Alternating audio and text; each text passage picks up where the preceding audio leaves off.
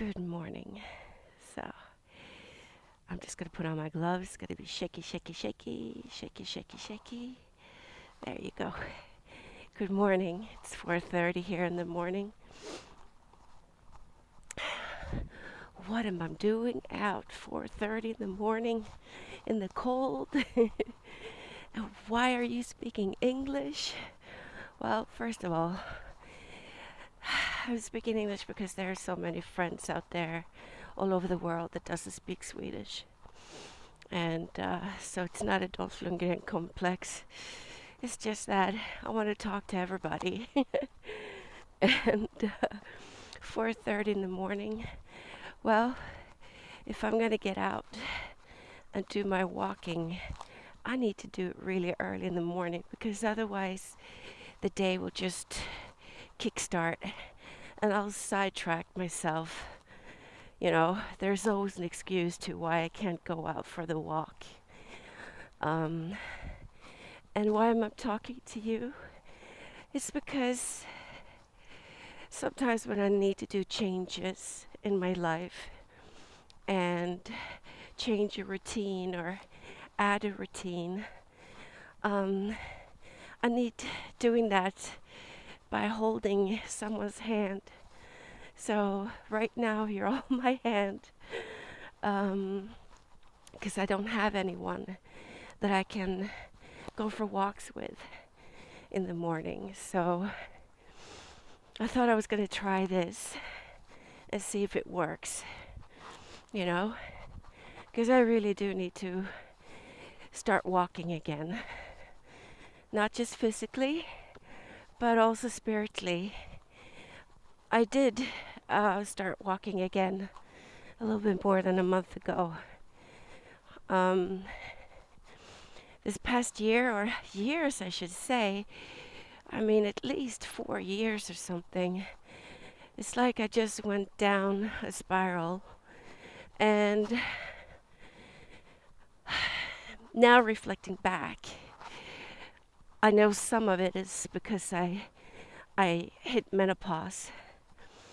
And I can see that some is related to that. And I don't know why, but it's like your brain just gets exchanged to another brain or something. You just go loco. I don't know. But I've seen now that's not just me, but a lot of women, when they get into menopause, they get depressed, very emotional, and it's like PMS times 4, but every day, not just a week of the month or 2 weeks of the month. I used to have sometimes 2, 3. I had severe menopause. No, PMS, sorry. But, I made decisions and did things that I don't think I normally would have done. Because my brain was just fucked up and still is sometimes, and I've been trying to use my own methods, and here's the thing, 2010, I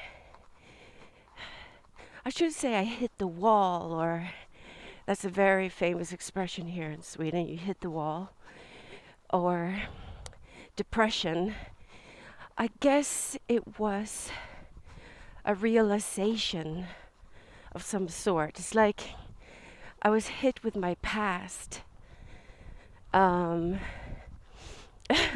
my sister was going to get married, one of my sisters. And there were decisions around that.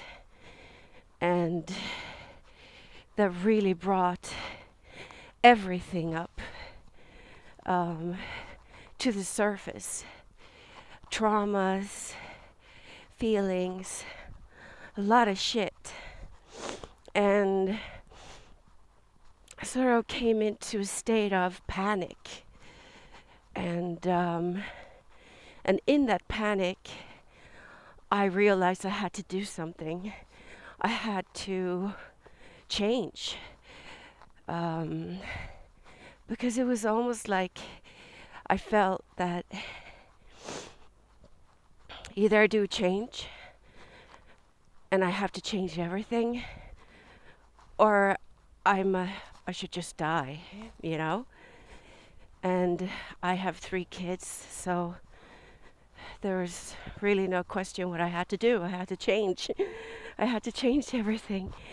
And that's easier than done. And I didn't know who I was. There was a lot of things that happened that year.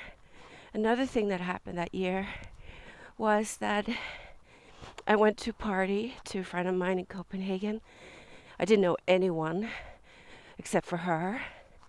And I've always hated parties because I'm both an introvert as I am an extrovert. So new people and big gatherings scares me. And I guess it also scares me because I've never been sure that I'm good enough and that I'm okay just the way I am. So it's always a trauma to go to parties. But I did anyway. And tried to socialize, and you know, I could speak some Danish, so that wasn't a problem. But then there was this woman I was talking to, and she asked me who I was, like, who are you? And you know, I started talking about me as a mom and about my kids, and she's like, yeah. Well, that's you being a mom, but who are you? Like, who are you? And it was like she took a bat and just hit me over the head. It was like I had no answer. I was like, fuck, who am I? I couldn't answer her. I didn't know who I was. And I just left the party and I cried all the way home. And I realized that I've lost myself along the way, being a mother. I was just so focused on trying to be the best mom I could be, you know? And I realized I had to figure out who I was because my kids were old. They had another 3 years or something in school. And then they were gonna all fly out, leave the nest. And I knew that if I didn't know who I was, I would crash. And then all these other things happened with the fucking wedding and all that. So 2010 was the year when I really started my work on myself and figure out who I was, and that's a whole other talk how I did that. But 2011, I went on the Camino again. I had been on the Camino in Spain, the pilgrimage walk, with 2 of my kids separately. But now I decided I had to go by myself, just me, and I did. And to heal my soul, I was very open. And the one thing I asked for a word or a sentence or something to meditate on that was going to sort of set the tone for the walk. And the day before I left, I read a quote, and a quote came to me. I don't remember how, but it came to me. And it said, it was Paulo Coelho's, and it said, start walking so I could start blessing. And it hit me hard. It was like, all right, start walking. Well, I was going to go on the walk, so that felt like that was directly to me. So I could start blessing. And I started meditating on that word, that you need to take the first steps. And when you do take the first steps, you start sort of a chain reaction of everything that you need happening or towards where you're going. So if you take the first steps towards mental health and you start doing the work, and it will come to you.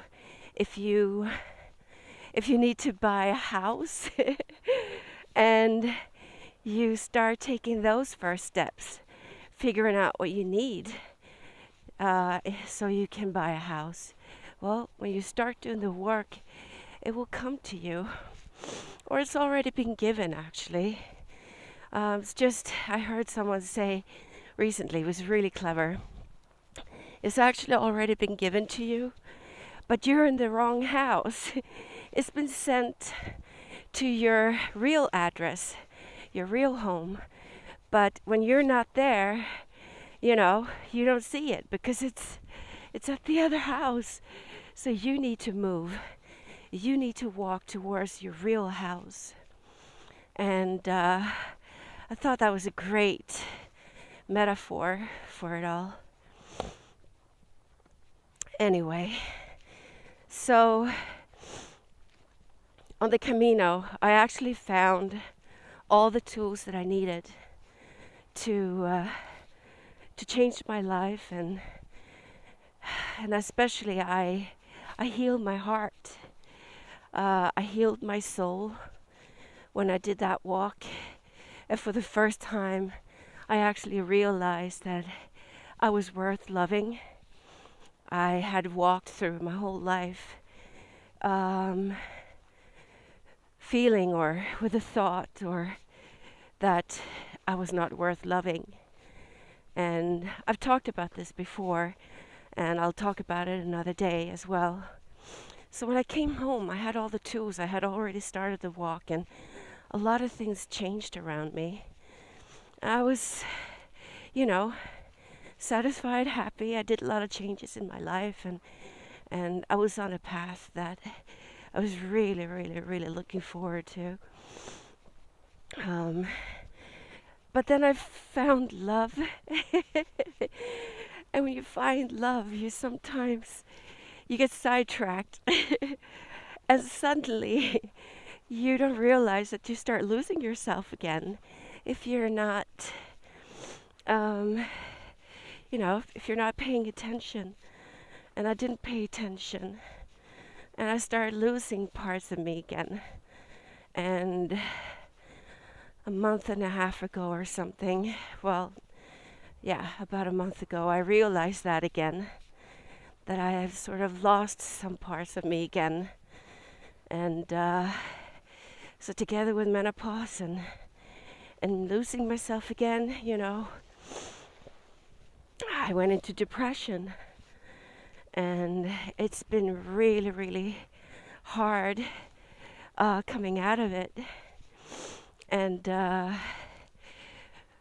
I am now, because I've been doing a lot of soul work this past month. And of course it was a chain reaction of another experience and actually another wedding. God. Yeah, some part of me just says something. Stay out of those weddings with family. Oh, it's just gonna mess you up. But no, I just want to be strong within me instead. Well, I'll talk about that story another day. So here I am. I'm doing soul work every day, and I've realized that I'm coming from generations of unstable mental health, family members. It's like, so I have that gene. I need to take care of myself, and not just once in a while, a year, and then I've realized that I need to do it every day. If you have diabetes, you need to take your insulin in order to stay healthy. And it's the same for me. I need to do my soul work um, every day, and I've started doing that in the mornings. And I take an hour or 2 hours every day, and I do my soul work. And now the second part is that I need to move. I need to walk. I need to exercise for my body because I've gained so much weight over the years. And I tried to diet. I went on Weight Watchers and I thought that could help me. But I am not a diet person. Holy moly. Oh my God, that's not me. Never has been. And so that I'm going to quit because I'm not doing it. I'm just paying them for nothing. And but this, I love walking. I've always loved walking. But I just need someone to hold my hand a little bit until it becomes a routine again. So why not doing soul work here? And soul walks. I've done it before, but I really want to stick to it now. And maybe share some of the things that comes up that I have to work on, and the thoughts. Who said that? I was listening to someone, and she said the same thing, that she's living her work open, like in public, and because she feels when she gets it, the little piece is that, oh my God, this is what it is, and this can change your life, and this can change someone's life.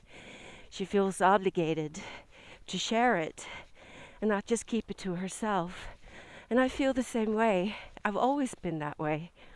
I've always wanted to help people. I've always wanted to share whatever pops up in me, where I find tools to ease the pain or change things in your life, So why not? Why not doing soul walks with you guys?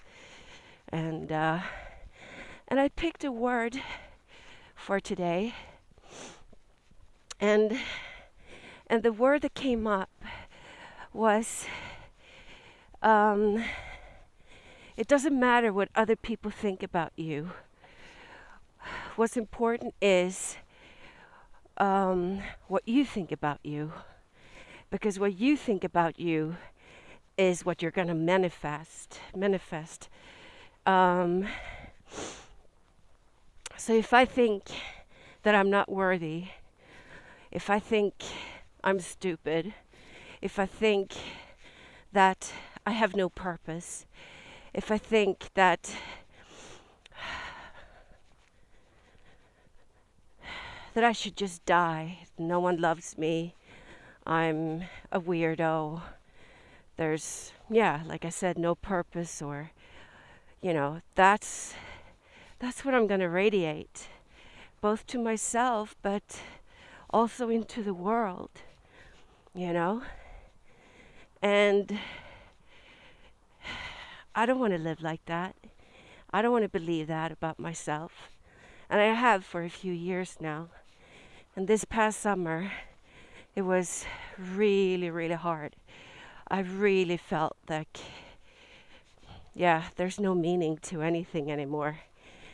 I don't have a purpose anymore.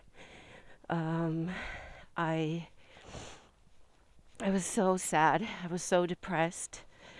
And but I'm changing that now. And I know that I have a purpose. I know that I'm worthy. I know that I'm okay. But I still need to do that soul work every morning to maintain that. And I tell you, right now, I feel really good in my life. It's just the fucking menopause that is messing with my brain a little bit. But as long as I know that, it's easier to deal with it. So it doesn't matter what other people think. It doesn't matter what other people believe about me. As long as I do what is best for me and my soul to feel good, and that's what I need to focus on. That's where I need to sort of, all my decisions needs to be around that. I need to stop and think, is this for me or is this for someone else? Because that is something I do all the time. I'm a people pleaser, you know, always been. And why? It's another discussion for another soul walk. But I am, which means I become a control freak, or it's the other way around. I'm a control freak because I don't trust the world, and that makes me a people pleaser, you know? And I need to stop being a people pleaser because I need to please my own soul. That's what I need to do. So I have such an easy time. It's so easy for me to get dragged in to other people's fight or other people's agendas or whatever it is, because it's so easy for me. I don't know. I just get dragged into them, and I try to stay out of it now. I don't like drama, but I grew up with drama, so that's what I know, or my body knows. So that's also why it's so easy for me to get dragged into it. But I don't want it anymore. God, I'm too old for it. I'm too tired for it. So there's a lot of these things that I need to change too, and I'm slowly changing. And another thing that I heard another person say, when you stay true, not only true to your soul, but you also stay true by telling the truth, be honest. Things changes too. It can be scary because people will probably react towards it and they will have opinion. But this past week I've been trying that a little bit, and just stop for a second and feel, do I really want to do this? Or am I doing this just because someone else want me to do it? And I've been able to just firmly, not unpolite, but just firmly say no, or no, this is how it has to be. And the funny thing is, when I've done that in that way, to just stay true, there are no emotion. Yeah, of course there's emotions, but you know, before, if I wanted to say no to someone because I didn't want to do it or I didn't feel it was right for me, I did it in a way where I felt that I had to put an armor up, like ready to go into battle and defend myself, you know, like I had to, defend my decision, or, you know, so I used to be all red in my face, or my heart went up and the heart rate went up, and, you know, but this time, none of that happened. It was just a firm, this is what's going to have to be. And no, then I can't do it. And I felt fine. There were no blushing cheeks, no heart rate going up. It was just calm. And it was such an awesome feeling, because, you know, when you go from your true self, you don't need to defend it. You don't need to have to fight for your no or for your belief. You know what I mean? It was really, really interesting. So I'm, yeah, I'm slowly learning new things. So do it you. You try do it just the same way. Without guilt, without shame, without putting your armor up trying to defend your no. Just feel it. Just feel, is this right for me? No, it's not. And you just say it. No, that's not working for me. I'm sorry.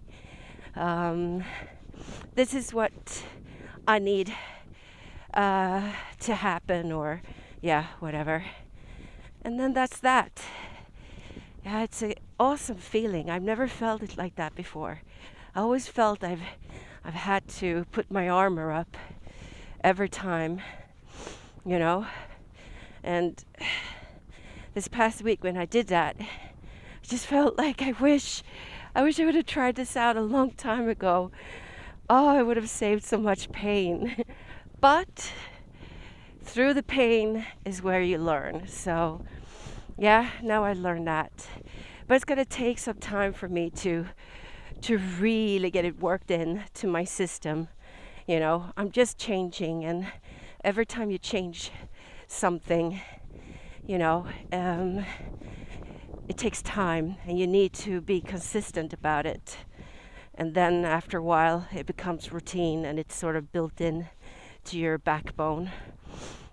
Right now it's fragile, so I need to remind myself every day, take a second and say, I have to think about this. I'm going to get back to you.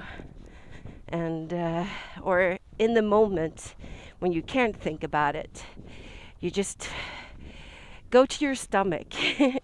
That's where you know if things are right or wrong, or if you feel that this is right for me.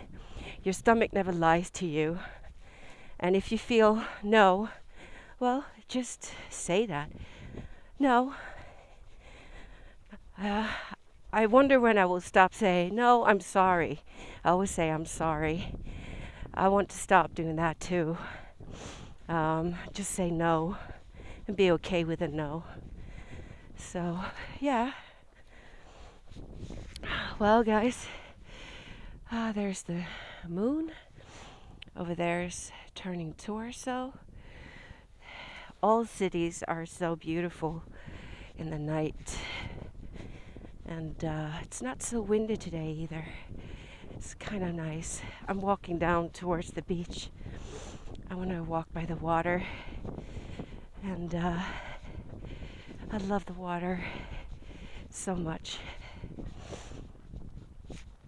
Yeah.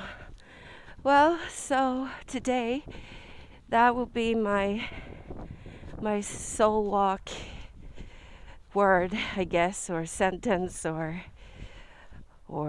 yeah, that, you know, follow your heart, listen to your heart.